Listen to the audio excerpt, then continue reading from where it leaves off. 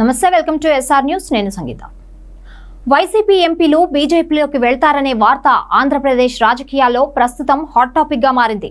BJP నేత Jammalamadugu MLA Adinarayana Reddy తొలుత ఈ వ్యాఖ్యలు చేశారు. వైసీపీ ఎమ్మెల్యేలు ఎంపీలు బీజేపీలో చేరేందుకు ప్రయత్నిస్తున్నారని, అయితే తాము వారిని చేర్చుకోమంటూ జూన్ నెల ప్రారంభంలోనే ఆదినారాయణ రెడ్డి ఈ వ్యాఖ్యలు చేశారు. అప్పటి నుండి ఈ విషయం రాజకీయంగా ప్రాధాన్యం సంతరించుకుంది. అయితే వైసీపీ ఎమ్మెల్యేలు ఎంపీలలో ఎవరూ పార్టీ మారడం లేదంటూ కడప ఎంపీ వైఎస్ అవినాష్ రెడ్డి ఇప్పటికే స్పష్టం చేశారు. అవన్నీ వట్టి పుకార్లేనని చెప్పారు. అయితే ఇప్పుడు మరో బీజేపీ నేత వైసీపీ ఎంపీల పార్టీ మార్పు అంశాన్ని ప్రస్తావించారు.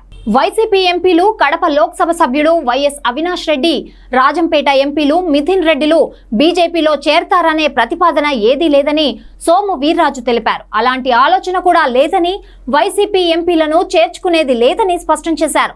మరోవైపు ఎలక్ట్రానిక్ ఓటింగ్ మెషిన్లపై వైసీపీ నేతలు చేస్తున్న ఆరోపణలను సోము వీర్రాజు తప్పుపట్టారు. ఈవీఎంలపై అనుమానాలు ఉన్నాయంటూ వైసీపీ నేతలు చెప్పడం హాస్యాస్పదంగా ఉందని అన్నారు. ఇక ఆంధ్రప్రదేశ్ అభివృద్ధికి కేంద్రంలోని బీజేపీ ప్రభుత్వం అన్ని విధాలుగా సహకరిస్తుందని సోము వీర్రాజు తెలిపారు. ఏపీకి నిధులు, ప్రాజెక్టులు వచ్చేలా బాధ్యతగా వ్యవహరిస్తామని సోము వీర్రాజు చెప్పారు. సోము వీర్రాజు విషయానికి వస్తే, ప్రస్తుత ఏపీ బీజేపీ అధ్యక్షురాలు పురంధేశ్వరి కన్నా ముందు ఏపీ బీజేపీ చీఫ్ గా వ్యవహరించారు.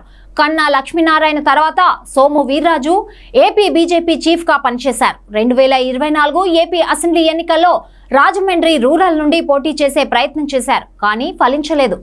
మరోవైపు 2024 సార్వత్రిక ఎన్నికల్లో ప్రస్తుత AP BJP chief Purandeswari Rajahmundry Lok Sabha నియోజకవర్గం నుండి ఎంపీగా గెలుపొందారు. ఏపీ బీజేపీ మాజీ చీఫ్ కన్నా లక్ష్మీనారాయణ టీడీపీలో చేరి సత్తెనపల్లి అసెంబ్లీ నియోజకవర్గం నుండి పోటీ చేసి గెలుపొందారు.